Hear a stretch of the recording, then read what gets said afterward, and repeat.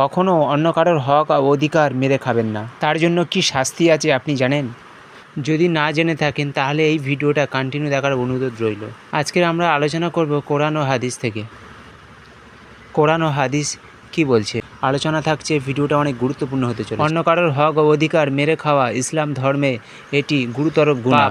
ইসলাম এই অন্যকে কঠোরভাবে নিষিদ্ধ করেছে এবং এই দুনিয়ায়ও আখিরাতে কঠিন শাস্তির কথা বলা হয়েছে। ইসলামের শাস্তি 1 নম্বর গজব ও অভিশাপ। যার হক মেরে খাওয়া হয়েছে তার দোয়া আল্লাহ কবুল করেন এবং যিনি জুলুম করেছেন তার উপর আল্লাহর গজব নেমে আসে। হাদিস, যে ব্যক্তি কারোর 1 বিঘা জমি জোর করে নিয়ে নেয়, কিয়ামতের দিন 7 তব জমি তার গলায় পরানো হবে। বুখারী শরীফ হাদিস 24-53। নাম্বার 2, আখিরাতের হিসাব, দিনের প্রতিদান। যিনি কারোর হক নিয়েছেন, কিয়ামতের দিন তার সওয়াব থেকে নিয়ে ক্ষতিগ্রস্ত ব্যক্তি দেওয়া হবে। সওয়াব না থাকলে অন্যজনের গুনাহ তার উপরে চাপিয়ে দেওয়া হবে। হাদিস, তোমরা জানো কি ফকির যে নামাজ রোজা জাকাত নিয়ে আসবে কিন্তু গালি দিয়েছে, অপবাদ দিয়েছে, অন্য সম্পদ খেয়েছে, তার সওয়াবও অন্যদেরকে দিয়ে দেওয়া হবে। শেষ কিছু যদি না থাকে তাদের গুনাহও তার উপরে চাপিয়ে দেওয়া হবে।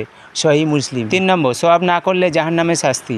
যদি সে দুনিয়াতে ফিরিয়ে না দেয়, ক্ষমা না চায়, তাহলে আখিরাতে কঠিন শাস্তির সম্মুখীন হবে। করণীয়, কারোর হক যদি নেওয়া হয় থাকে তাহলে দ্রুত ফিরিয়ে দিতে হবে, তার কাছে ক্ষমা চাইতে হবে, আল্লাহর কাছে তওবা করতে হবে। ইসলাম ন্যায় ও ইনসাফ ধর্ম। কারোর হক নেওয়া মানে আল্লাহর আইন ভঙ্গ করা। এরকম ইসলামিক ভিডিও পেতে হলে আমাদের চ্যানেলটাকে সাবস্ক্রাইব করে আমাদের সঙ্গে যুক্ত থাকবেন।